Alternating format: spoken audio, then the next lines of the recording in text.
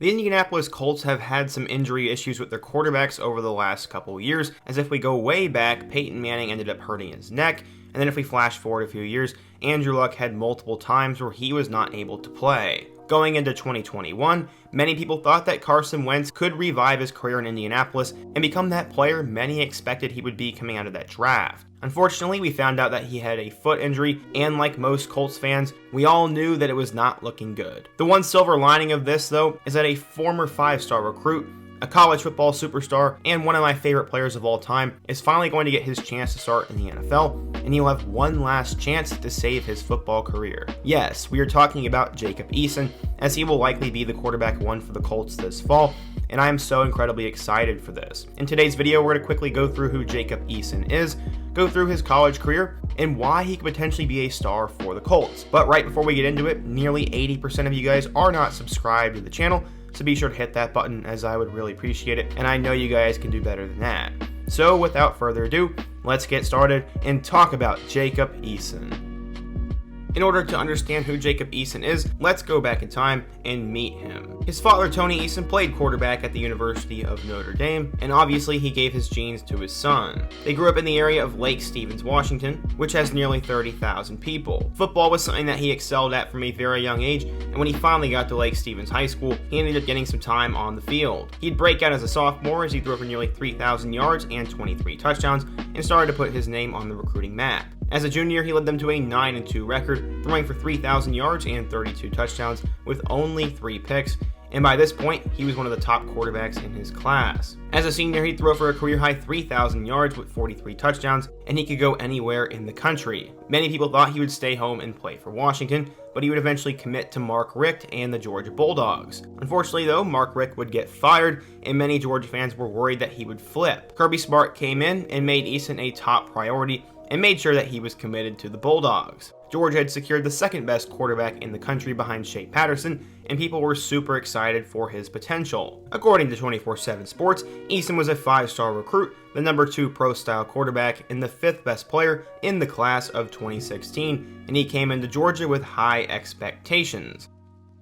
Aaron Murray was a star over the last few years, but they have been lacking a good quarterback since then, as Hudson Mason, Grayson Lambert, Fatan Bauta, and their other guys just could not get the job done. Because of that, Eason would end up starting immediately, and he would show a lot of flash. Despite not starting against North Carolina, he ended up being better than Lambert, and would make his first career start against Nicholls State, passing for over 200 yards and a touchdown. Then he'd have the first iconic moment of his freshman year, as in a road game against Missouri. Yes, I'm a Mizzou fan. He threw a game-winning touchdown to Isaiah McKenzie on 4th and goal, and that would end up being the game-winning play. He would struggle the following week as they lose their first game of the year to Ole Miss, and then he'd kind of have a coming-out performance against Tennessee.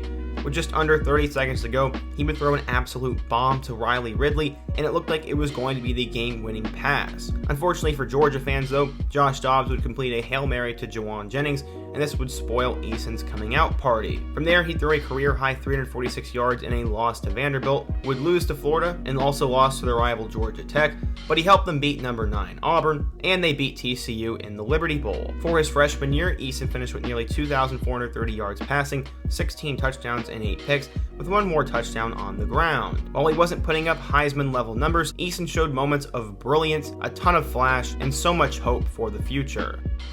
Big-time college football programs never settle for one player, and a coach's job is to recruit a player better than the one he currently has, so Kirby Smart went out and nabbed 5-star quarterback Jake Fromm. This becomes important because in week 1 against Appalachian State, Eason would go down with a season-ending injury, and Fromm would basically be thrown into the mix. As it turned out, it was not a season-ending injury for Eason, but Fromm had taken over at this point and became the new leader of the team, and Eason would become an afterthought. Fromm would lead the Bulldogs to wins over number 24 Notre Dame, number 17 Mississippi State, Florida, and Georgia Tech, as they would end up going into the SEC championship game, where they would knock off number 2 Auburn and head to their first college football playoff appearance. From there, Fromm would help them beat number 2 Oklahoma in double overtime, and then they would lose in the national championship game to Alabama by way of Tua to Devontae Smith. Fromm threw for nearly 3,000 yards and 24 touchdowns as a freshman, and Eason knew his time at Georgia was done, so he decided to enter the transfer portal.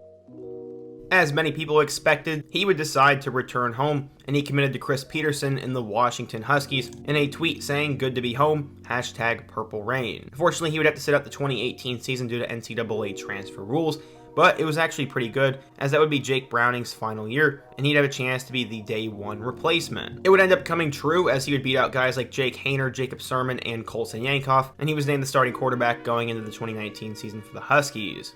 In his first game against Eastern Washington, he would show all that potential as he threw for nearly 400 yards and 4 touchdowns. Despite losing to Cal in the following week, he had thrown 6 combined touchdowns in his next 2 games, and was showing a lot of that flash he had. From there, he'd also help them beat number 21 USC, but they would lose a close game to Stanford. He had his 2 best performances of the year, as he threw for 300 yards and 3 scores in a loss to Oregon, and 300 yards and 4 touchdowns in a loss to number 9 Utah. They'd lose a weird game to Colorado before he would finish the regular season with a win over Washington State. There were times where Eason did not look spectacular, and I think his inconsistency at the quarterback play is the reason why Washington didn't have the greatest year in the world. They ended up going 7-5 in the regular season, and then they would beat number 19 Boise State in the Las Vegas Bowl, and that would be Eason's final year of college. He ended up finishing with 3,000 yards passing with 23 touchdowns and 8 picks, and he was seen as a day 2 or day 3 NFL draft prospect and someone who could become a sleeper.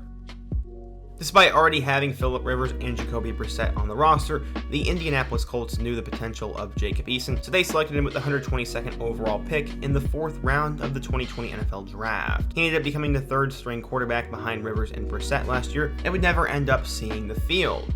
But things have changed. Brissett moved on to the Dolphins, Rivers retired, and they ended up signing Carson Wentz. Many expected Wentz to be the number 1 guy going into 2021, but he had a weird foot injury that came to light over the last few days, and today it was announced he will be out for most of the year as he will undergo surgery. What does this mean?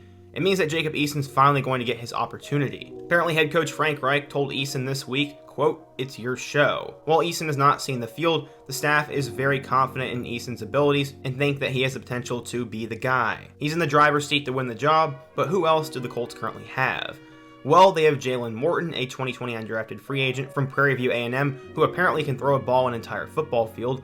You have Brett Hundley, the former UCLA star, who was signed just a couple days ago. And then finally, you have rookie Sam Ehlinger, who is from Texas and was drafted in the 6th round. At 6'6" and 231 pounds, Eason definitely has the size to be an NFL quarterback, has that rocket of an arm, and a lot of those intangibles, but he has a lack of experience, a lack of consistency, and some injury issues. According to Pro Football Focus, he can make every single throw, he can make throws in conflict, he can make them under pressure, and they say that he is someone, if put in the right system, can become an absolute star. He likely won't really get outside of the pocket much, but I think Eason has the skill to at least make something happen out there. Overall, he has a giant arm, and I may be more high on him than most, but I think he could be successful in Indy. I really enjoyed watching Eason at Georgia, and it was sad when he got beat out by Fromm. What do you guys think though? If you're a Colts fan, what do you think of the quarterback position? What do you guys think of Jacob Eason's college performance? And what topic should I do next? Be sure to let me know down in the comment section. Subscribe if you are new here, hit that like button as I greatly appreciate it, and check out all my other videos on the end screen, including my video about Georgia football being a bust factory. I hope to see you guys again soon, but until next time, peace.